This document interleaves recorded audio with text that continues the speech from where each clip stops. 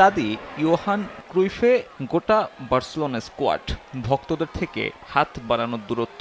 Lewandowski রাফিনিয়াদের জন্য মুহুর্মুহু চলছে করতালি আর অভিবাদন।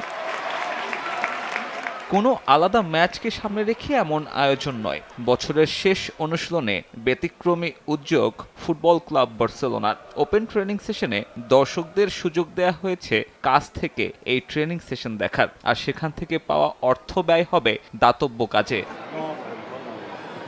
৫,০০০-এর বেশি দর্শক আসে এই ট্রেনিং সেশন দেখতে, আর ওই টাকা ব্যবহার হবে এফসি বার্সেলোনা ফাউন্ডেশনের প্রজেক্টে, যে প্রজেক্টের আওতায় উন্নত চিকিৎসা পাবে শিশুরা। বছরটা দারুণভাবে পার করায় এই শেষ ট্রেনিং সেশনে ফুটবলাররা ছিল উজ্জীবিত।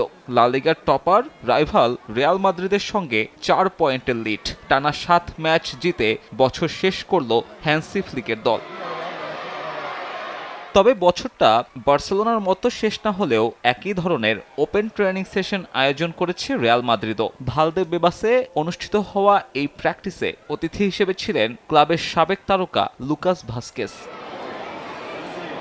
নতুন বছরে যেন প্রিয় ক্লাব ঘুরে দাঁড়াতে পারে, এমনটাই প্রত্যাশা ভক্তদের। ব্যানার ফেস্টুনে প্রিয় ফুটবলারকে কাছ থেকে দেখার সুযোগ হাতছাড়া করতে চায়নি মাদ্রিদিস্তারা। আমরা ভক্তরা আমার মতে আলোনসো ভালো কাজ করছে, যদিও আমরা ধারাবাহিক ফলাফল পাচ্ছি না। তবে 2026 সালে আমার প্রত্যাশা ভালো কিছু দেখব। বছরটা ভালো না গেলেও এটা রিয়াল মাদ্রিদ, বিশ্বের সেরা ক্লাব। তারা উন্নতি করবে আর সবকিছু জেতার চেষ্টা করবে। ভিনি, এমবাপ্পে, বেলিংহ্যামরা এদিন ভক্তদের অটোগ্রাফ দিয়েছেন, তুলেছেন সেলফিও। লিগের দ্বিতীয় স্থানে থেকে বছর শেষ করল রিয়াল মাদ্রিদ। ৪ জানুয়ারি রিয়াল বেতিসের বিপক্ষে নতুন বছরের যাত্রা শুরু করবে শাবি আলোনসোর দল।